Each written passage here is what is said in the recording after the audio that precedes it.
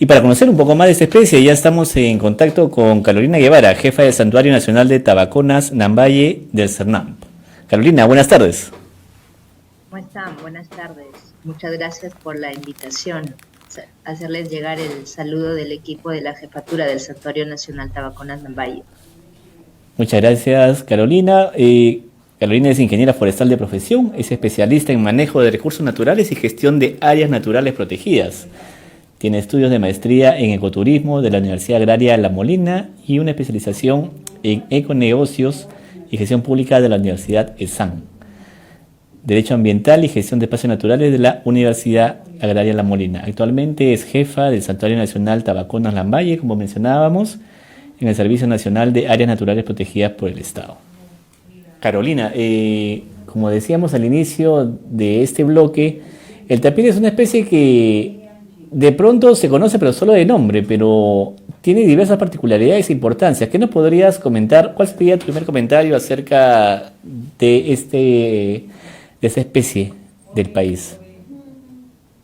Sí, justo mencionaban hace un momento algo muy importante en el reportaje, ¿Mm? y es que el tapir andino, o más conocido como Tapirus pichaque, es un fósil viviente, ¿no? Así Es uno de es. los mamíferos de su especie que aún sigue con vida, que ha logrado sobrevivir a todas las presiones que existen actualmente, ¿no? Es importantísima su conservación y desde el CERNAM, en las áreas en las que está presente la especie, que es en la parte norte del Perú, en las regiones de Piura, Lambayeque y Cajamarca, hacemos todos los esfuerzos para asegurarnos su conservación y su permanencia en las áreas naturales protegidas y también alrededor de ellas. Claro, ¿tiene un censo acerca de la población de este animal? Sí, a manera de compartirles un poco la experiencia, en el santuario nos hemos abocado los últimos 10 años aproximadamente a hacer monitoreo biológico de esta especie, incluyendo al oso andino. Ok, Ya desde el 2010 se instalaron las primeras cámaras trampa para poder captar las imágenes y poder averiguar cuáles eran las rutas de acceso de la especie y que podamos asegurarnos que la especie aún permanecía en el área. claro, Entonces es todo un trabajo de monitoreo biológico que ha sido muy importante para nosotros, que también ha permitido dirigir las acciones de la gestión del área para poder salvaguardar. En años anteriores hemos realizado evaluaciones donde nos hemos podido dar cuenta que al cruzar varias variables como mayor cercanía, estaciones o a vías de comunicación, la especie se volvía cada vez más escurridiza. ujú, Entonces, ok, eso es importante poder considerarlo, porque generalmente la población tiende a expandirse en espacio, ¿no? En espacio de comunidad, y claro, terminan siendo reducidos, muy reducidos los espacios para que la especie pueda sobrevivir. claro, claro. Sí, mencionaba lo del fósil viviente y se le considera así porque justamente ha tenido muy pocos cambios en su evolución, ¿no? Pero ¿qué otras características tiene el tapir andino, Carolina? Es más como una especie de vaca. Ajá, La comunidad la conoce mucho, le dicen danta, anta, sachabaca o vaca, le dicen los comuneros, ¿no? ok, Aquí en el norte del Perú, claro, porque precisamente en sus patitas, que son muy características, es como un pequeño ganado vacuno, ¿no? claro, Justo parte del registro del monitoreo biológico que hacemos es registrar la pisada del animal, la huella que deja en el barro, en la superficie, y es muy característica porque está compuesta por pezuñas, por 2 o 3 pezuñas, que son muy particulares dependiendo de la edad de la especie, ¿no? ajá, Entonces, generalmente en tapires mucho más pequeños o tapires bebé tenemos una pisada, una huella mucho menor, donde claro, las pezuñas no se distinguen mucho en las separaciones, pero para el tapir mayor o más adulto, la pisada es mucho más fuerte, más dominante, y las pezuñas son mucho más distintivas. Es una de las características que tiene. claro. Y el hecho de que justamente se asemeje, como decías, a una vaca, ¿De pronto representa una amenaza también para este animal? ¿De pronto hay gente que lo consume? Sí, justamente la carne y la sangre y las partes del tapir son muy apreciadas. La Claro, población local piurana y cajamarquina tiene por costumbre, en años anteriores siempre por costumbre, por tradición, ellos piensan que consumir la sangre o alguna parte del animal ujú, los vuelve más fuertes, más reacios, con huesos más potentes, ¿no? claro. Entonces, eso provocaba al mismo tiempo que se produzcan acciones de caza y que se persiga al animal de una manera incesante. Claro, me imagino. Y ante justamente este riesgo de extinción, ¿existe algún plan para su conservación? Sí, nosotros desde el CERNAM nos hemos encargado desde el año 2020, hemos iniciado un proceso de elaboración de protocolo para poder darle continuidad a las labores de monitoreo biológico que se realizan en el área. Y la finalidad es que podamos establecer una línea base que nos Ajá. permita conocer cuál es el estado real de la especie y a partir de ahí poder monitorear su conservación y también ir midiendo las presiones y cómo éstas pueden afectar en la restricción del espacio del hábitat de la especie. Claro. ¿Y sobre qué factores se trabajarían justamente para asegurar su conservación? Generalmente la mayoría de presiones que afectan a la especie son la expansión de la frontera agrícola, Ok, los incendios, los espacios de frontera agrícola destinados a uso de café y ganadería en la mayoría de los casos. La parte baja, aquí en la provincia de San Ignacio tenemos presencia también de cacao, pero ahí no hay mucha presencia de la especie. Entonces, las presiones más fuertes son la expansión de frontera agrícola para el caso de los cultivos de café, también para crear nuevas chacras o invernas destinadas a permanencia de ganado, ganadería extensiva, y también las invasiones o la presencia de manera frecuente de poblaciones. Eso perturba muchísimo a la especie porque se abren nuevas rutas de acceso que hace que el animal se vuelva más escurridizo y termine desapareciendo de ciertos espacios para buscar otros espacios nuevos donde tener mayor seguridad, ¿no? Entonces ok. es importante que nuestro monitoreo y todas las acciones que podamos realizar para poder asegurarnos o darle continuidad a la conservación ¿no? Estén centradas en disminuir esas presiones, ¿no? Y eso se logra con muchísimo trabajo articulado con las municipalidades, con las autoridades locales a nivel distrital y con la misma población local, en realidad también planes de sensibilización que se puedan realizar. Seguro, seguro que sí. ¿Esa especie habita solo en el país o también en otros países de la región? Está presente en Colombia, está presente en Ecuador, en algún momento hubo muchas poblaciones de la especie en Venezuela, al igual que oso, Ujú, ahora ya no hay muchas allá.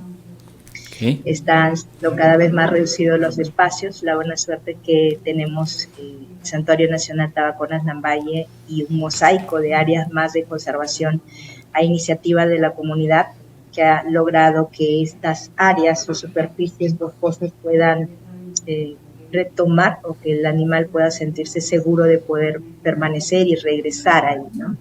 Ser como una especie de alojamiento que pueda salvaguardar su cuidado. claro. Además, tenemos entendido de que esta especie es muy importante para la naturaleza porque ayuda justamente a la polinización, a que existan otras especies vegetales, ¿no? Cuéntanos un poco de ello, por favor. Sí, el Tapirus pinchaque es el arquitecto de los páramos. Ajá, En ecosistemas como los páramos, donde tienes alturas por encima de los 2.000 metros sobre el nivel del mar, a más de los 4.300 y precipitaciones muy frecuentes con una humedad muy alta, es muy difícil poder hacer actividades de reforestación. Entonces, es ahí donde la presencia del tapir pinchaque, tapir pinchaque, ayuda muchísimo a la preservación de toda la flora que está presente en estos ecosistemas de páramo. Y al mismo tiempo, esta manera en la que él contribuye a través de la dispersión de las semillas con las que se alimenta de la flora, Ajá, sí. de estos ecosistemas, se encarga de poder diseminarlas en sus transectos o en sus recorridos de caminata. Eso hace que al mismo tiempo el ciclo se regularice y esas herbáceas, esas semillas, nuevamente puedan ser herbáceas y al mismo tiempo puedan formarse colchones hídricos para la regulación del agua y la formación de las lagunas en las partes altas como los páramos, que es muy característico, ¿no?